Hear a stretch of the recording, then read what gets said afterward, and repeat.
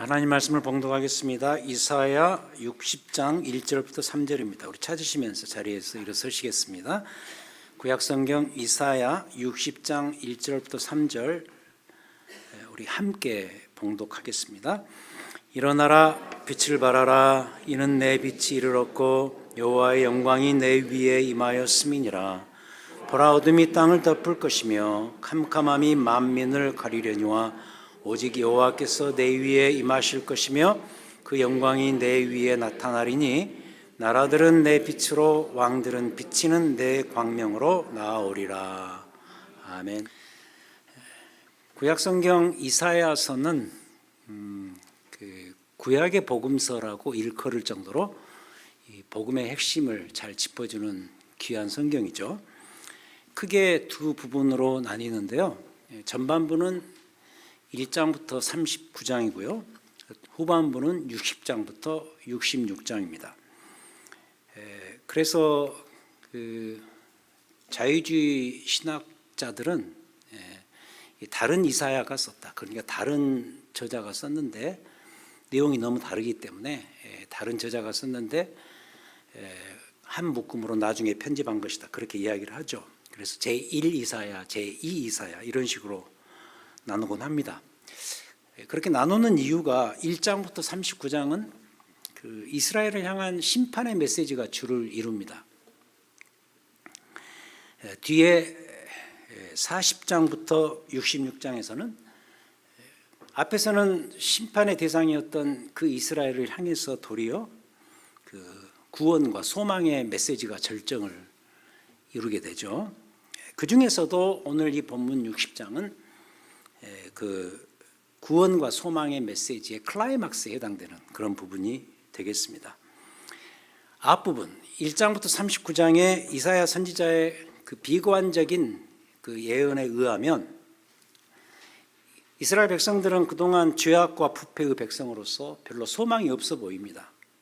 그런 존재였는데 특히 이 60장이 들어서면서 상황이 완전히 달라지기 시작하죠. 이 지점에서부터는 소망이 없었던 이스라엘 백성들이 심지어 열방의 소망이 되는, 이웃 국가들의 소망이 되는 그런 내용으로 도배가 되어 있어요. 완전한 반전이고 완전한 전세 역전이죠. 이게 바로 이 지점이 되겠습니다. 예를 들어서 읽지는 않았습니다만 60장 4절에 보시면 이런 이야기가 나옵니다. 4절에 내 눈을 들어 사방을 보라. 무리가 다 모여서 너에게로 오느니라. 이 너는 이스라엘이죠. 내 아들들은 먼 곳에서 오겠고 내 딸들은 안기어 올 것이라. 5절에 특히 보시면 이런 내용이 나오죠. 그때에 내가 보고 기쁜 빛을 내며 너의 마음이 놀라고 또 화창하리니 자, 이는 바다의 부가 내게로 돌아오며 이방의 나라들의 재물이 내게로 옴이라. 그러니까 역사의 어느 한 지점에서 팔레스타인의 한 소국에 불과했던 이스라엘 백성들이 주변 열방국들의 선망의 대상이 된다는 것이죠. 그게 바로 이 구절이죠. 주변국 사람들이, 백성들이 이스라엘에게 찾아올 것이고 그냥 찾아오는 것이 아니라 바다의 부가 몰려오고 그들의 재물도 함께 따라오는 반전의 역사가 벌어진다는 것이죠. 그러니까 이 정도로 이스라엘이 선망의 대상이 될 날이 찾아올 것이고 그런 점에서 굉장히 희망적인 예언이 바로 이 대목입니다. 자, 그렇다면 이 일이 어떻게 가능할까? 도대체 무엇이 이 전세 역전의 상황을 만들어내는 것일까? 그 답이 본문에 나와 있는데 바로 여호와의 영광 때문입니다. 1절부터 3절에 보시면 이미 읽었습니다. 일어나라 빛을 발하라 이는 내 빛이 이르렀고 여호와의 영광이 내 위에 임하였음이니라. 보라 어둠이 땅이 덮을 것이며 캄캄함이 만민을 가리려니와 오직 여호와께서 내 위에 임하실 것이며 그 영광이 내 위에 나타나리니 나라들은 내 빛으로 왕들은 비치는 너의 광명으로 나아오리라. 자, 이 여호와의 영광이 이 반전의 중요한 단서가 되는데 여기에서 여호와의 영광을 오늘 본문에서는 빛으로 묘사를 하고 있습니다. 이미 읽었듯이 빛, 여호와의 영광은 여호와의 빛입니다.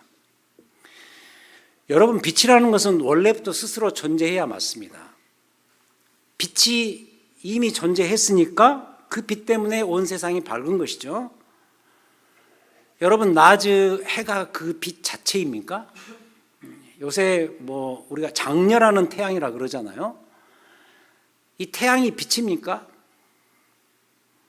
그렇지 않습니다. 빛 자체가 이미 존재해 있었고 그 원래의 빛이 태양이라는 존재를 통해서 온 세상에 드러나고 세상을 비추는 것이죠. 그런 점에서 창세기 1장 3절이 맞습니다. 과학적으로 설명할 수가 없습니다. 거기에서 이렇게 선포합니다. 하나님이 이르시되 빛이 있으라 하시니 빛이 있었고 빛이 하나님 보시기에 좋았더라. 다시 말해서 하나님께서는 천지창조의 가장 첫날에 온 세상을 밝게 비출 빛 그 자체를 창조하시면서 세상의 창조를 시작하셨던 거예요. 그렇다면 여기서 잠시 이 본문에서 말하는 이 빛, 이 빛의 정체, 이것을 한번 오늘 표현입니다. 발광체, the illuminant라는 단어로 바꿔서 설명을 해보자고요. 그렇게 본다면 발광체는 빛을 만들어내는 근원일 겁니다.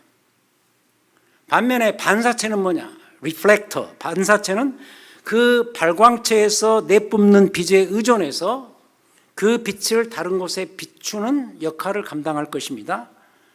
그런데 이 본문에서 그날이 온다면 그동안 어둠 속에 헤매면서 빛을 발하지 못했던 이스라엘에게 여호와의 영광의 그 빛이 임하게 될 것이라는 그 예언이 바로 오늘 본문, 특히 3절의 예언이죠. 나라들은 내 빛으로, 왕들은 비치는 내 광명으로 나아오리라. 자, 그럼 여기서 더 나아가서 이 발광체의 정체를 더 소상히 밝혀보자고요. 일단 이사야 이 본문에서 발광체인 이 영광의 빛은 여호와 하나님 자신입니다. 1절에서 여호와의 영광이 내 위에 임할 것이다.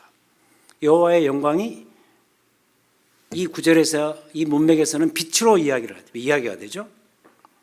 근데 한참 건너뛰어서 이게 신약 시대로 오게 되면 더 풍성한 내용으로 발전이 되죠. 더 분명한 내용으로 확인이 됩니다. 여러분, 이런 구절을 가볍게 보시면 안 되는 것이 신약성경 요한복음 8장 12절에서는 아예 이렇게 선언을 합니다. 예수께서 또 말씀하여 이르시되 나는 세상의 빛이니 나를 따르는 자는 어둠에 다니지 아니하고 생명의 빛을 얻으리라. 우리가 예수를 믿기 때문에, 예수 그리스도를 믿는 기독교 신자들이기 때문에, 개혁교회 신자들이기 때문에, 우리는 유대교가 아닙니다. 개혁교회 그리스도교 신자들이기 때문에 이 말씀을 들으면 당연히 아멘하고 금방 긍정을 하지만, 놀랍게도 이 모든 내용에 출처가 되었던 유대지방, 그 당시 유대지방, 아마도 지금도 유대인들은 이 말을 아멘으로 받아들이지 않습니다. 하나님이 여호와의 영광 자신이고 또 하나님이 여호와의 영광의 빛이 그 자체이신데, 구약성경에서는 그렇게 선포된 성부 하나님, 그들이 믿는 그 하나님이 신약시대에 오면서 예수 그리스도 아들이 이 땅에 오시면서 나는 구약성경에서 말하는 그 세상의 빛이다라고 선포했을 때 우리는 아멘하지만 그들은 여전히 믿지 않죠. 근데 중요한 것은 과연 이사야 60장 여기서 말하는 이 부분에서 제시하는 종말적 구원의 실체, 빛으로 묘사하지만 그 실체는 결국 누구냐? 요한복음 8장 12절에 의하면 참 빛이신 예수 그리스도에 의해서 완성이 된다는 거예요. 이게 중요해요. 그런 점에서 보세요. 이사야 선지자, 대단한 선지자인데 이분의 역할이 뭐냐면 예수님 오시기 700년 전의 인물이었음에도 불구하고 이분이 여기에서 이런 이야기하는 것, 그날에 여호와의 영광의 빛이 드디어 찬란하게 비치어서 열방이 그 빛에게 나올 것이라는 이 모든 내용이 미래에 등장할 참 영광의 빛이신 예수 그리스도를 이 지점에서 이런 식으로 미리 소개하는 일이었다는 거예요. 그래서 그 영광의 그리스도께서 이스라엘을 비추실 것이고 또 주변의 열방들이 그 영광의 빛이 임하는 이스라엘 그들을 바라보고 나오게 될 것이다라는 거죠. 그래서 이사야 선지자는 지금 빛 대신 예수 그리스도의 오심으로 인해서 완성될 미래의 종말적 구원과 그 나라를 미리 그려주고 있는 거예요. 그럼 이제부터는 발광체 말고 반사체에 집중을 해보자고요. 이 본문에서 일단은 이스라엘이 그 반사체 역할을 하고 있죠. 3절에서 분명히 말합니다. 나라들은 너의 빛으로, your light, 너의 빛으로, 왕들은, 이방의 왕들은 비치는 너의 광명으로 나아올 것이다. 아마도 지금까지도 이스라엘은 여기서 말하는 그들의 영광을 물리적으로 국가적인 영광으로 생각을 해서 예수 그리스도를 믿지 않기 때문에 예수 그리스도로 말미암아 그 빛이 이미 성취된데 그것을 믿지 않기 때문에 지금까지도 이 구절이 물리적으로 국가적으로 실현되어야 된다고 믿겠죠. 그래서 지금 그 난리를 펴는지도 모르죠. 한국에서 누가 데모할 때 보니까 이스라엘 국기를 막 흔들던데 그것은요 넌센스입니다. 비성경적입니다. 시오니즘이 기독교는 아닙니다. 어쩌면 이스라엘 국기를 흔들면서 그 나라가 그들처럼 그들의 생각처럼 다시 와야 된다고 이 영광이 앞으로 와야 된다고 믿는 것 같아요. 그거 아니에요. 여러분 그게 아니고 여기서 말하는 그 빛의 성취는 뭐냐? 700년 후에 오실 예수 그리스도 그분을 지향하는 거란 말이죠. 신기한 것이 여기서의 빛, 발광체는 여호와 하나님 자신인데 그 빛의 특성을 이스라엘, 너의 빛이라고 말하고 있다는 사실이죠.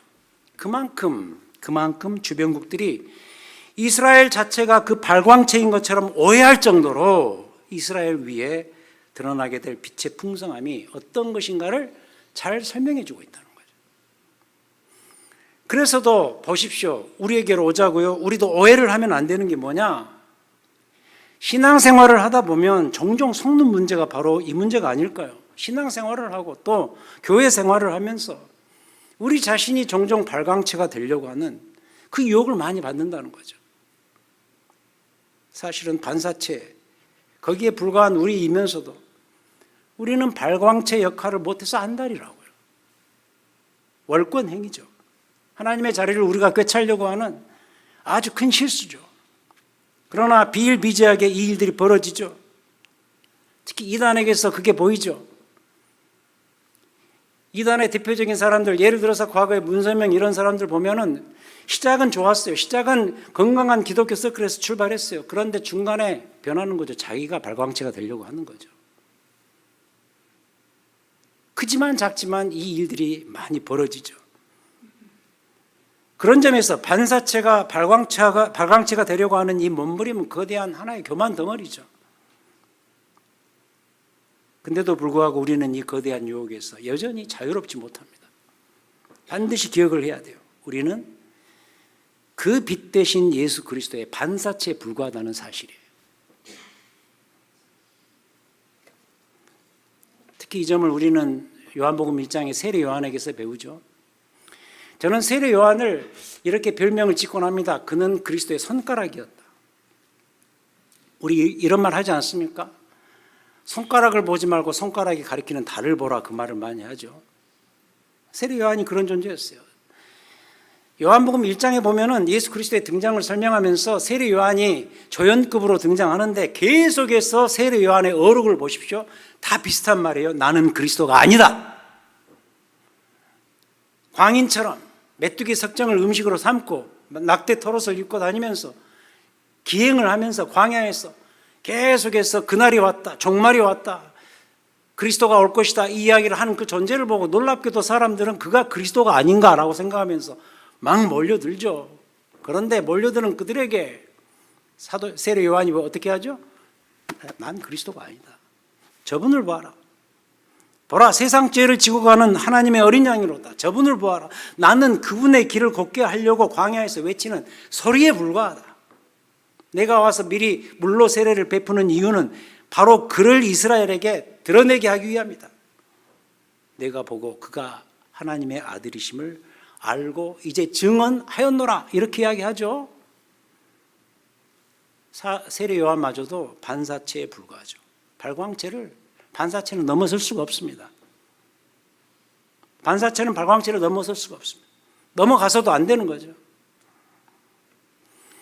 이걸 실제적으로, 역사적으로, 성경적으로 잘 말해주는 대표적인 그룹이 하나 있습니다. 롤 모델이죠. 신약 성경에 등장하는데, 신약 성경 사도행전에 등장하는 증인들 그룹이죠. 저는 사도행전은 이렇게 말하고 싶습니다. The story of the witnesses. 증인들의 스토리가 뭐냐? 증인들의 이야기가 사도행전이에요. 사도행전의 주인공이 뭐냐? 그리스도의 그 복음의 1차적인 증인들입니다. 바로 사도들이었죠. 사도 그러면 증인들입니다. 1차 증인 그룹입니다. 그래서 사도행전이고, 그래서도 사도의 다른 말은 뭐냐? 증인입니다. 여러분, 증인 그러면 증거할 내용이 있잖아요. 증거하는 그 내용 때문에 따라오는 타이틀이 증인이죠. 보지 않은 것을 보았다고 말할 수 없어요. 보았기 때문에 본 것을 말하는 것이 증인이에요. 법정에서도 그러지 않습니까? 보지 않은 것을 보았다고 말하면 가짜 위증이 되는 거죠. 근데 그들이 그랬습니다. 빛 대신 그리스도, 빛 대신 그리스도. 이사야서에 계속해서 구약의 선지자들이 그동안 말해왔던 바로 그 빛 대신 그리스도가 드디어 이 땅에 왔으니 복음의 주인 되시는 빛 대신 그리스도를 증언하고 전하는 증인들이 바로 그들이었다는 거예요. 사도 베드로를 비롯해서 12사도들, 그의 가르침을 받았던 그의 제자들, 신약교회 첫 번째 모델이었던 예루살렘 교회 성도들, 또 중간에 변화되어서 이방 사도로 헌신했던 사도 바울, 디모데 등등, 그들이 다 뭐였냐? 이 빛의 증인들이었다는 거예요. 그런 점에서 그들의 유일한 관심사는 뭐냐? 빛 대신 그리스도뿐이었어요. 빛이신 그리스도, 그분만이 그들의 모든 것이었고 그들의 최고봉이었어요. 그래서 빛이신 그리스도를 전하고 나누는 이것만이 그들의 존재 이유, 존재 목적이었다. 그들의 삶의 유일한 근거였고 뿌리였다는 거예요. 그래서 뭐죠? 사도행전, 즉 증인들의 행전이 바로 사도행전이었던 것이죠. 이걸 말해주는 사도행전의 사이사이에 취임새로 등장하는 구절들이 몇 개 있죠. 저번에 사도행전 설교하면서 이걸 많이 강조를 했었는데 다시 한번 봉독합니다. 사도행전 6장 7절 비슷합니다. 이런 내용입니다. 하나님의 말씀이 점점 왕성하여 예루살렘에 있는 제자의 수가 더 심히 많아지고 허다한 제사장의 무리도 이 도에 복종하니라. 12장 24절 하나님의 말씀이 흥왕하여 더하더라. 19장 20절 이와 같이 주의 말씀이 힘이 있어 흥왕하여 세력을 얻으니라. 이런 구절들의 특징이 뭐라 그랬죠? 다 주어가 the word of God, 하나님 말씀입니다. 말씀이 주어예요. 사람이 주어가 아니라 말씀이 주어예요. 사도행전 6장 어떤 내용이죠? 초대교회, 그 예루살렘 교회에서 갈등이 벌어지면서 7명의 안수 집사를 선발하죠. 스데반, 빌립 이런 분들이죠. 그 장면이 아니겠어요? 그런데 예루살렘 교회가 그 일, 안수 집사를 선발하는 일을 시행하자마자 바로 그 뒤에 어떤 일이 벌어졌는가? 하나님의 말씀이 점점 왕성해졌다. 그렇게 기록하고 있습니다. 그 다음 두 번째 사도행전 12장이면 뭐죠? 여러분, 거기는 좀 독특한 장면이 나오는데 헤롯 왕이 주변 국가였던 두로와 시돈 사람들, 그 사람들을 다 먹여 살렸거든요. 곡식을 분배하면서 다 먹여 살렸는데 그들이 이렇게 와서 잘 하지 않는 거예요. 그래서 한마디로 삐진 거죠. 근데 그들이 찾아와서 두로, 시돈, 이방 사람들이 찾아오자 그들 앞에서 연설을 하는데 그 내용을 그렇게 기록하죠. 신의 목소리였다. 신의 목소리처럼 왕이 이 스피치를 하는데 신의 목소리 같았다. 근데 바로 그 뒤에 뭐라 그러죠? 그가 하나님께 영광을 돌리지 아니하므로 과거 성경 번역에 가면 충이 먹어서 그 자리에서 즉사를 하죠. 왕이 충이 먹었다. 그게 아마 심한 복통으로 여겨집니다. 신의 목소리 같은 그 소리를 바라는 그 왕이 그 자리에서 하나님이 치셔서 즉사하는데 바로 그 뒤에 무슨 내용이 나오냐면 아까 읽었던 구절, 하나님의 말씀이 흥왕하여 더하더라. 보라 이거예요. 보라. 세상의 권세로 되는 문제가 아니다. 이거. 하나님의 말씀이 이만큼 막힘없이 전진한다 그 이야기죠. 그리고 19장은 바울이 3차 선교 여행에서 주 무대였던 에베소에서 벌어진 일이죠. 사도 바울이 병자 치유의 그 권능을 행하죠. 자기 앞치마를 얹기만 하면 낫는 이런 어마어마한 일들이 벌어지니까 거기에 마술사들이 그걸 본따르고 싶어서 자기들도 그렇게 하다가 그로 인해서 영적인 전투가 벌어지고 거기에서 은 5만이나 되는 어마어마한 그 이방 도서가 그 공개적인 장소에서 불살라지는 그런 한마디로 영적 전투의 장면이죠. 바로 그 사건 뒤에 추임새로 또 한 번 나와요. 이와 같이 주의 말씀이 힘이 있어 흥왕하여 세력을 얻으니라. 비교를 하라는 거예요. 이런 걸 볼 때 사도행전의 주어는 뭐냐? 주의 말씀이다. 즉 주의 말씀이 주의 사도들과 복음의 증인들을 자꾸 쓰는 표현입니다. 미리 앞서갔던 거예요. 복음이 그들을 유도했고 그래서 그들은 복음의 빛을 따라서 그냥 따라갔을 뿐이고 이게 뭐냐? 이게 바로 그 유명한 사도행전인 거예요. 그래서 벵겔이라는 신학자가 그랬죠. 사도행전 이름을 바꿀 필요가 있다. 말씀의 행전이다. 말씀이 움직인다는 거죠. 말씀이 움직이는 역사를 다룬 게 사도행전이라는 거죠.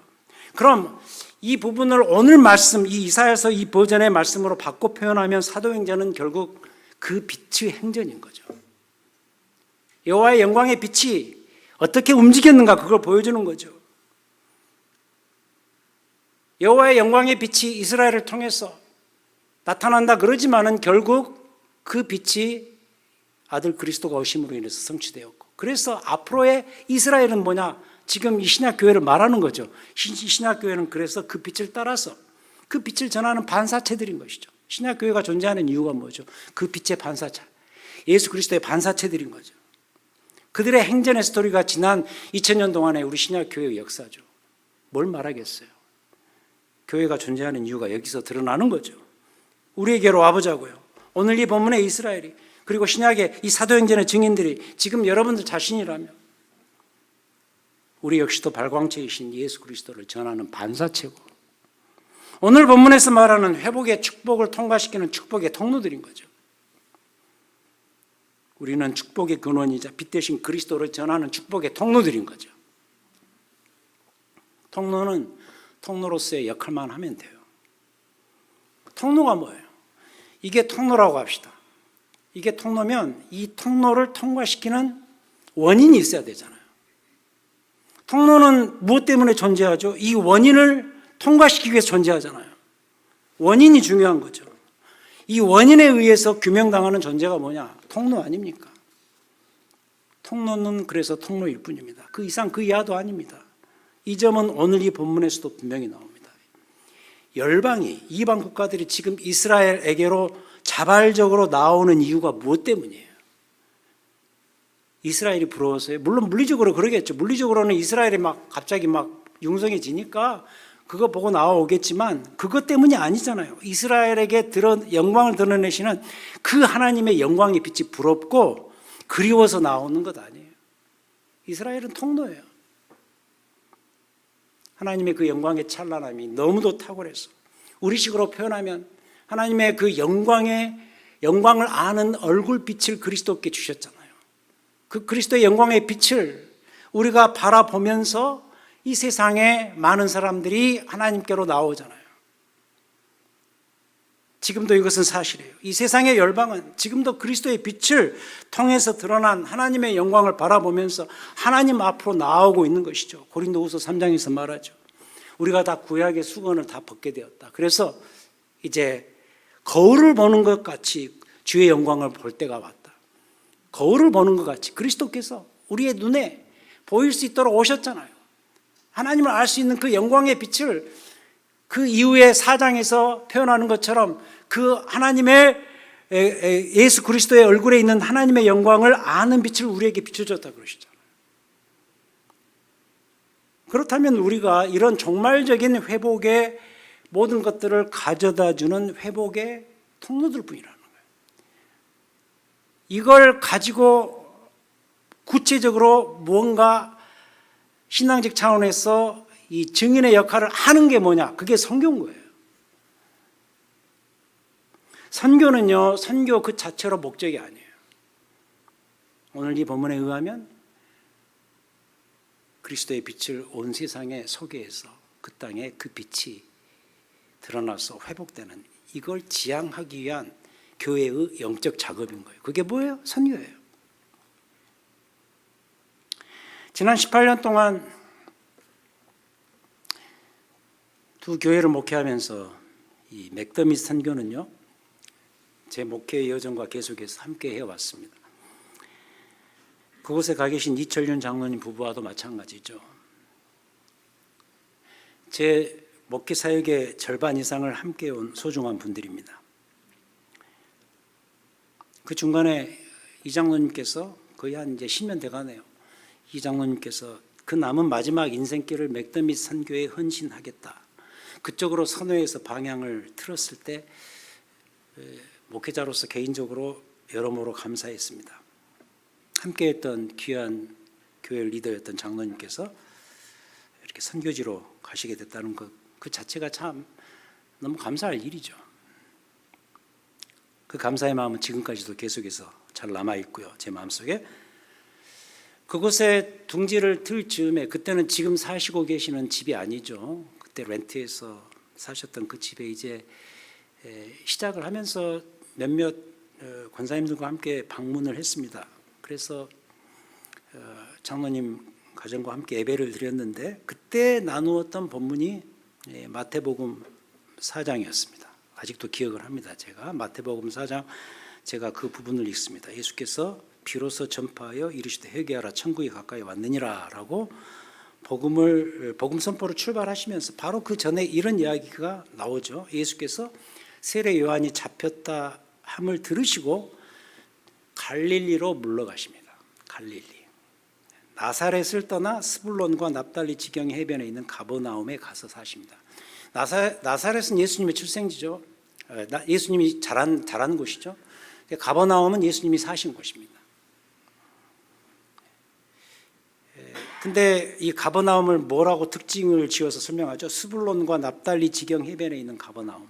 그러면서 그 뒤에 이사야 선지자의 이 9장 말씀을 인용하면서 이런 그 땅에 대한 평가를 합니다. 스불론과 납달리 땅과 요단강 저편 해변길과 이방의 갈릴리요. 유대인들이 사는 곳이지만 이방 땅 같은 그런 곳. 서울 경기 지역에서 보면 시골. 제가 사는 도시가 5대 도시였는데 세상에 서울에서 시골이라 그러는 거 있죠. 제가 얼마나 속이 상했는지. 서울 경기 지역을 벗어나면 다 시골이죠. 그러듯이 이방 갈릴리. 그러면서 이렇게 평가를 하죠. 흑암에 앉은 백성이 큰 빛을 보았고 사망의 땅과 그늘에 앉은 자들에게 빛이 비치었도다 하였느니라. 그 땅을 어떻게 평가하죠? 갈릴리 지방, 가버나움, 어둠의 땅인 거예요. 여전히 어둠 땅인 거예요.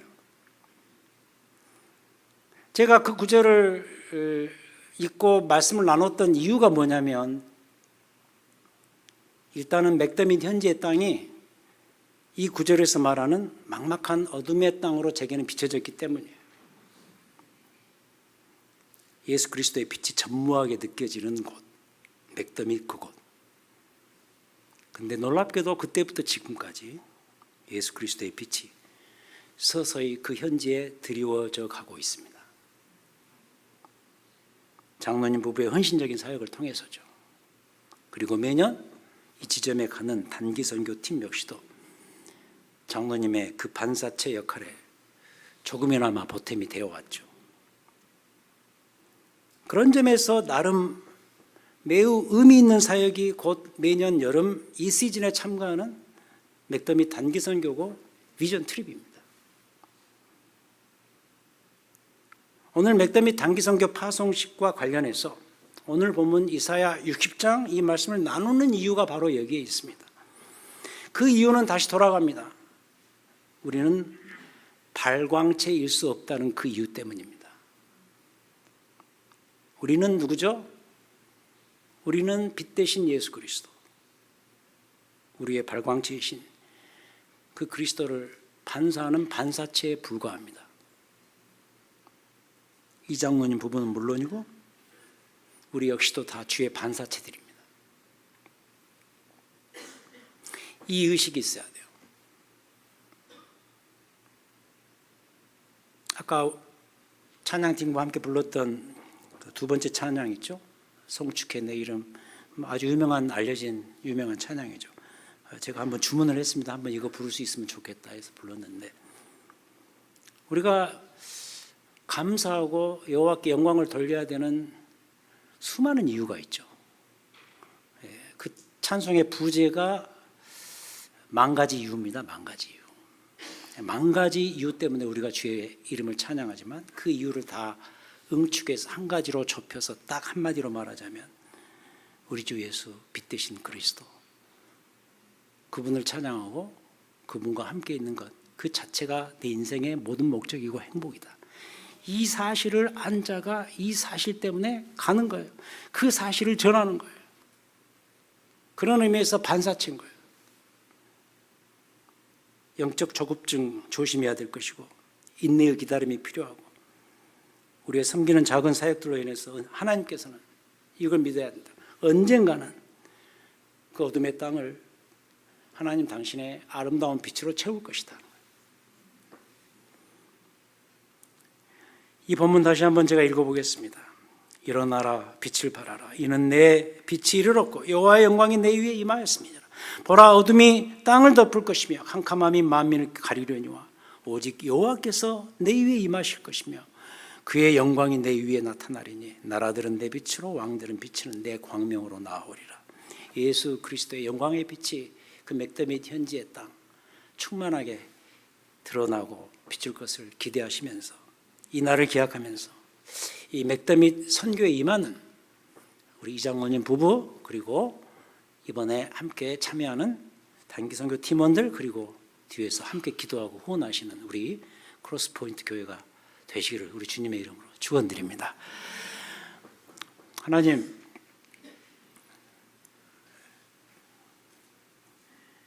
이 세상에 많은 어둠의 땅들이 있는데 그 중 하나인 이 맥더밋 그 땅, 어느 모로 보나 막막한 어둠이 가리워져 있는 그런 땅에 여호와의 영광의 빛이 주의 교회를 통해서, 사역자들을 통해서 드러내실 줄을 믿습니다. 특별히 이번에 참여하는 우리 단기선교 팀원들, 그리고 현지에서 수고하시는 이장로님 부부, 그리고 함께 후원하는 우리 모두 발광체이신 우리 그리스도의 빛을 드러내는 반사체 우리가 불과하다는 사실을 다시 한번 기억하고 겸손하고 신실하게 잘 수종드는 우리의 이번 사역이 되기를 원합니다. 더 나아가서 부족하지만 이 사역을 통하여서 언젠가 여호와의 영광이 그 빛이 충만하게 그 땅에 드러날 것을 다시 한번 소망해 봅니다. 들으시고 응답하시고 역사하여 주시옵소서. 예수 그리스도의 이름으로 기도하였습니다. 아멘.